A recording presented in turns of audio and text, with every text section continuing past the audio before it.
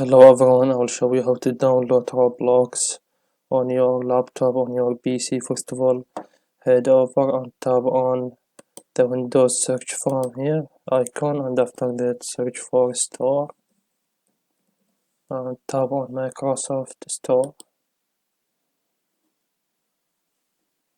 And after the Microsoft Store is opened, now what you need to do is to search on it from here, Roblox.